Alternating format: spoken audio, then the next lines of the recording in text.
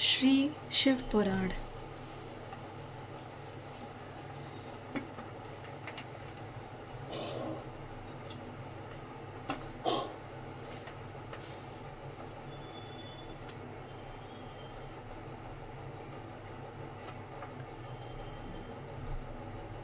साध्य, साधन आदि का विचार तथा श्रवण, कीर्तन और मनन, इन तीन साधनों की श्रेष्ठता का प्रतिपादन। व्यास जी कहते हैं, सूत जी का यह वचन सुनकर वे सब महर्षि बोले, अब आप हमें वेदांत सार सर्वस्वरूप अद्भुत शिव पुराण की कथा सुनाइए। सूत जी ने कहा, आप सब महर्षिगण रोग शोक से रहित कल्याणमय भगवान शिव का स्मरण करके पुराण प्रवर शिव पुराण की, जो वेद के सार तत्व से प्रकट हुआ है, कथा सुनिए। शिव पुराण में भक्ति, ज्ञान और वैराग्य, इन तीनों का प्रीतिपूर्वक गान किया गया है और वेदांत वेद स्वदस्तु का विशेष रूप से वर्णन है।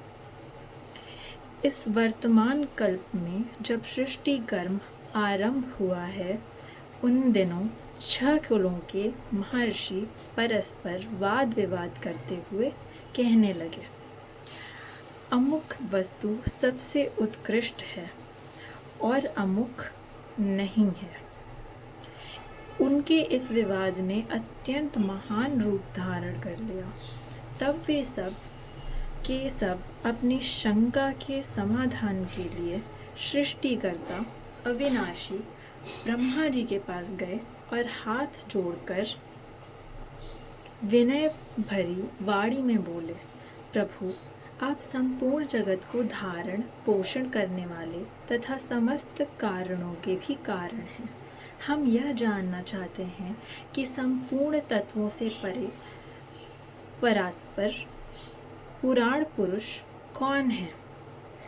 ब्रह्मा जी ने कहा, जहाँ से मन सहित वाणी उन्हें न पाकर लौट आती है तथा जिनसे ब्रह्मा, विष्णु, रुद्र और इंद्र आदि से युक्त यह संपूर्ण जगत समस्त भूतों एवं इंद्रियों के साथ पहले प्रकट हुआ है, वे ही ये देव महादेव सर्वज्ञ एवं संपूर्ण जगत के स्वामी हैं। ये ही सबसे उत्कृष्ट हैं।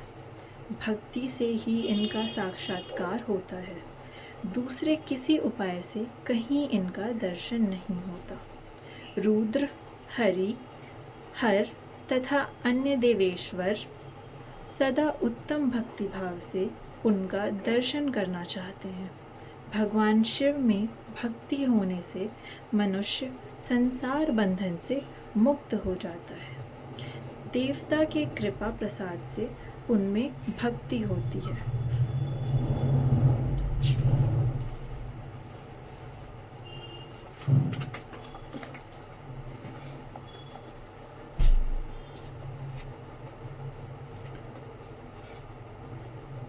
और भक्ति से देवता का कृपा प्रसाद प्राप्त होता है। ठीक उसी तरह जैसे यहाँ अंकुर से बीज और बीज से अंकुर पैदा होता है। इसलिए तुम सब ब्रह्मर्षि भगवान शंकर का कृपा प्रसाद प्राप्त करने के लिए भूतल पर जाकर वहाँ सहस्त्रों वर्षों तक चालू रहने वाले एक विशाल यज्ञ का आयोजन करो। इन यज्ञपति भगवान शिव की ही कृपा से वेदोक्त विद्या के सारभूत साध्य साधन का ज्ञान होता है। शिव पद की प्राप्ति ही साध्य है, उनकी सेवा ही साधन है तथा उनके प्रसाद से जो नित्य नैमित्तिक आदि फलों की ओर से निष्प्रह होता है, वही साधक है। वेदोक्त कर्म का अनुष्ठान करके उसके महान फल को भगवान शिव के चरणों में समर्पित कर देना ही परमेश्वर पद की प्राप्ति है। वही सालोक्य आदि के क्रम से प्राप्त होने वाली मुक्ति है। उन पुरुषों की भक्ति के अनुसार उन सब को उत्कृष्ट फल की प्राप्ति होती है। उस भक्ति के साधन अनेक प्रकार के हैं, जिनका साक्षात महेश्वर ने ही प्रतिपादन किया है। उनमें से सारभूत साधन को संक्षिप्त करके मैं बता रहा हूँ। कान से भगवान के नाम, गुण और लीलाओं का श्रवण, वाणी द्वारा उनका कीर्तन तथा मन के द्वारा उनका मनन, इन तीनों को महान साधन कहा गया है। तात्पर्य यह कि महेश्वर का श्रवण, कीर्तन और मनन करना चाहिए। यह श्रुति का वाक्य हम सबके लिए प्रमाणभूत है। इसी साधन से संपूर्ण मनोरथों की सिद्धि में लगे हुए आप लोग परम साध्य को प्राप्त हों। लोग प्रत्यक्ष वस्तु को आँख से देखकर उसमें प्रवृत्त होते हैं, परंतु जिस वस्तु का कहीं भी प्रत्यक्ष दर्शन नहीं होता, उसे श्रवणेंद्रिय द्वारा जान सुनकर मनुष्य उसकी प्राप्ति के लिए चेष्टा करता है। अतः पहला साधन श्रवण ही है। उसके द्वारा गुरु के मुख से तत्व को सुनकर श्रेष्ठ बुद्धि वाला विद्वान पुरुष अन्य साधन, कीर्तन एवं मनन की सिद्धि करे। क्रमशः मनन पर्यंत इस साधन की अच्छी तरह साधना कर लेने पर उसके द्वारा सालोक्य आदि के क्रम से धीरे धीरे भगवान शिव का संयोग प्राप्त होता है। पहले सारे अंगों के रोग नष्ट हो जाते हैं, फिर सब प्रकार का लौकिक आनंद भी विलीन हो जाता है।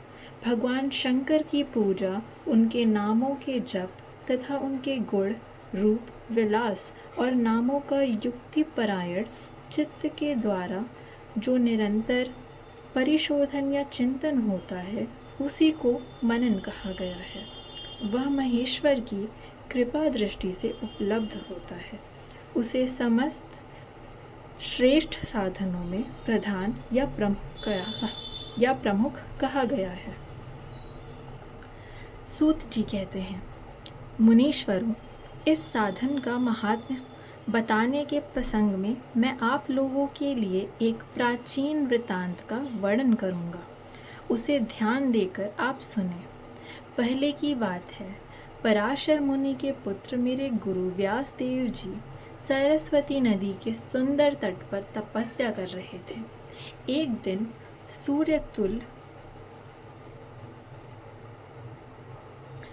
सूर्यतुल्य तेजस्वी विमान से यात्रा करते हुए भगवान सनत कुमार अकस्मात वहाँ जा पहुँचे।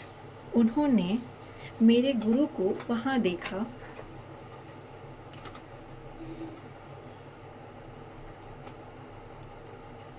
वे ध्यान में मग्न थे। उससे जगने पर उन्होंने ब्रह्मपुत्र सनत कुमार जी को अपने सामने उपस्थित देखा। देखकर वे बड़े वेग से उठे और उनके चरणों में प्रणाम करके मुनि ने उन्हें अर्घ्य दिया और देवताओं के बैठने योग्य आसन भी अर्पित किया। तब प्रसन्न हुए भगवान सनत कुमार विनीत भाव से खड़े हुए व्यास जी से गंभीर वाणी में बोले, मुने, तुम सत्य वस्तु का चिंतन करो। वह सत्य पदार्थ भगवान शिव ही हैं, जो तुम्हारे साक्षात्कार के विषय होंगे। भगवान शंकर का श्रवण, कीर्तन, मनन, ये 3 महत्तर साधन कहे गए हैं। ये तीनों ही वेद सम्मत हैं। पूर्व काल में मैं दूसरे साधनों के संभ्रम में पड़कर घूमता घामता मंदराचल पर जा पहुंचा और वहां तपस्या करने लगा।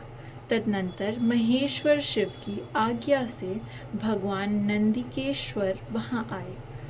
उनकी मुझ पर बड़ी दया थी। वे सबके साक्षी तथा शिव गणों के स्वामी भगवान नंदिकेश्वर मुझे स्नेहपूर्वक मुक्ति का उत्तम साधन बताते हुए बोले, भगवान शंकर का श्रवण, कीर्तन और मनन ये तीनों साधन वेद सम्मत हैं और मुक्ति के साक्षात कारण हैं।